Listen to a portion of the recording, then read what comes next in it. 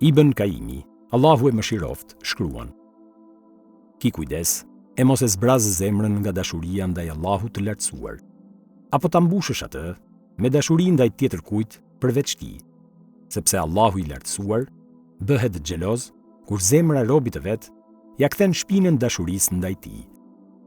Allahu të ka krijuar për veten dhe të ka zgjedhur në mesin e krijesave, prej shkaqeve që të na mbrojë Allahu i madhëruar nga mësyshi e të tjera. Dhikri i vazhdueshëm, sidomos dhikri i ardhur në hadithe, si ai i mëngjesit, i mbrëmjes, kur hyn në shtëpi e kur del prej saj, kur bie në gjumë e kur zgjohesh, kur hyn në tualet e kur del prej tij, e tjerë. Sa më shumë që i përmbahesh dhikreve, me lejen e Allahut, je më i mbrojtur. Namazi. Falja e namazit të detyrueshëm sapo të hyjë koha, me përqendrim, me përulje, me zgjatje, pastaj dhe falja e namazeve synet. Dhe sa më shumë që e plotsojmë namazin, aq më të mbrojtur jemi. Pejgamberi sallallahu alaihi wasallam ka thënë: Ai që e fal namazin e sabahut, në atë ditë, është në mbrojtjen e Allahut të madhëruar. Ky është një shkak shumë i madh. Tauhidi. Sa më shumë që e mësojmë tauhidin dhe mundohemi ta realizojmë në jetën e përditshme, aq më të mbrojtur do të jemi.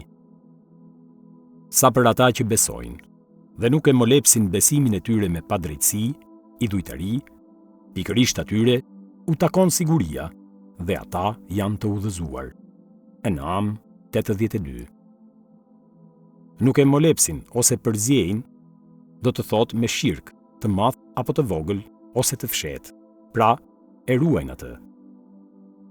Siguria prej devijimeve, gjërave që të dëmtojnë e tjerë. Edhe nëse do të kenë sprova, do të jenë më të kapërcyeshme. Dhe gjithashtu, do të jenë të sigurt prej dënimit të Allahut në botën tjetër. Të udhëzuar do të thotë në këtë botë, në rrugë të drejtë dhe në tjetrën, drejt xhenetit. Ky është shkaku më i rëndësishëm. Pjesë e realizimit të tauhidit është mbështetja tek Allahu i madhëruar. Kur njeriu e realizon tauhidin, nuk u friksohet krijesave. Besimtari nuk duhet ketë frikë ndaj botës së xhindëve, shejtanëve, magjisë, mësyshit e tjerë. Por duhet të ketë karakter të fortë, të mbështetet Allahut të madhëruar dhe të mos ketë frikë nga këto. Asgjë nuk e godet pa lejen e Allahut. Kur njeriu i mbështetet Allahut të madhëruar dhe ja dorëzon çështjen atij, atëherë nuk i friksohet askujt.